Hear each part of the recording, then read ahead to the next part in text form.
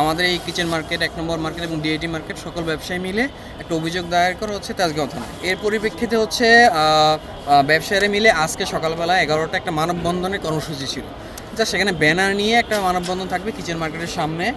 তো 2 লাইনে দাঁড়ানো ছিল ব্যবসায়ীরা জাস্ট 11টার সময়।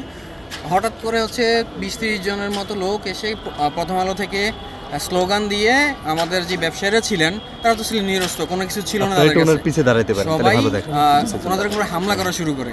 আপনার হচ্ছে তারপর সবাই তো ভয়ে ভিতরে চলে আসে। তো কয়েকজনের মাথাও ফেটে গেছে, একজনকে হাসপাতালে আসে, আর কয়েকজন আহত হয়েছে। এরপর হচ্ছে যখন ভিতরে চলে আসে, ওরা যখন আরও বেশি হামলা করতেছিল তো ব্যবসায়ীরা আবার পাল্টা ওদেরকে দৌড়ানি দেয়, ওরা চলে যায় এবং এর পরবর্তীতেই আর কি এই ব্যবসায়ীরা আরও বেশি তীব্র আন্দোলনটা শুরু হয়, যেখানে যেটা শান্তিপূর্ণ ছিল এটা আরও বড় আকার ধারণ করে এবং বর্তমানে এই অবস্থায় আছে এখন আর কি। বর্তমানে এই ডিটেলসটা আপনি হচ্ছে আমাদের যে ব্যবসায়িক সমিতি আছে যারা সদস্যবৃন্দ, ওনাদের কাছ থেকে ডিটেলসটা নিতে পারবেন এবং যে ব্যবসায়িক সদস্যবৃন্দ যারা আছেন তারা আর কি আপনাদেরকে আরও ভালো মতো বলতে পারবেন। আমি হচ্ছে জাস্ট এখানে ছিলাম যখন আপনার এই যে ঝামেলাটা হলো ততক্ষণ, এরপরে কি হচ্ছে বা এর আগে কি হচ্ছে এটা ডিটেলসটা আমাদের ব্যবসায়ী সমিতি থেকে আপনারা ডিটেলস জানতে পারবেন। আমরা হচ্ছে এত ডিটেলস আর কি জানি না। চাঁদাবাজের যে অভিযোগগুলো এবং কি কারণে তাকে চাঁদাবাজ বলা হচ্ছে, এই ডিটেলসটা আপনারা ব্যবসায়িক সমিতি যারা আছেন সদস্যবৃন্দ তাদের থেকে আপনারা ভালো। তো ব্যবসায়ী, আপনাদের থেকে চাঁদা তুলতো কিনা?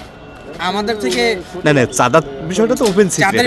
চাঁদার বিষয়টা হচ্ছে আমাদের এখান থেকে একটা সমিতির চাঁদা তোলা হয় 1500 টাকা করে প্রতি দোকান থেকে। এর বাইরে আর কি কোনো অঘোষিত চাঁদা তোলা হয় কিনা এটা আমার জানা নেই।